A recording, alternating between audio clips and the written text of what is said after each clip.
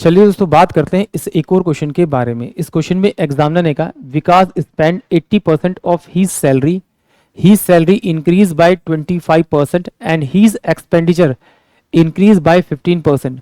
What is the percentage increase in his saving? उसकी saving में कितने परसेंट की इंक्रीमेंट हुआ ये आपको बताना है।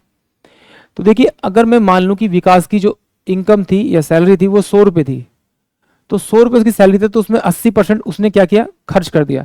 तो जब 80% उसने खर्च कर दिया तो सेविंग जो होगी उसकी 20 रुपये होगी। ये एक्सपेंस था और ये उसकी इनकम थी।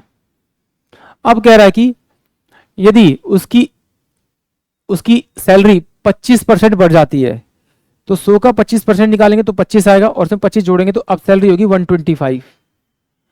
अब कह रहा है कि उसका जो एक्सपेंडिचर वो 15% बढ़ गया, तो इस 80 का मैं 10% निकालूंगा तो कितना आएगा आपका 8 रुपये, और 8 रुपये का मैं आधा करूंगा तो कितना आएगा मेरे पास 4 रुपये। यानी कि जो कीमत बढ़ गई वो कितनी, एक्सपेंस खर्चा बढ़ गया वो 12 रुपये बढ़ गया, यानी कि 92 हो गया। इन दोनों का डिफरेंस करूंगा तो मेरे पास डिफरेंस कितना आएगा 3 यानी 32 रुपये। यानी पहले सेविंग 20 रुपये थी, अब सेविंग 33 रुपये है, तो 20 से 33 हुआ तो डिफरेंस कितना है 13 रुपये का। तो 13 बटे में 20 इंटू में आप 100 करेंगे तो ये 5 आ जाएगा, यानी 65% का इंक्रीमेंट हुआ उसकी सेविंग में। यानी कि ऑप्शन जो डी होगा वो इस क्वेश्चन के लिए करेक्ट होगा। आई होप आप सभी क्वेश्चन समझ में आया होगा।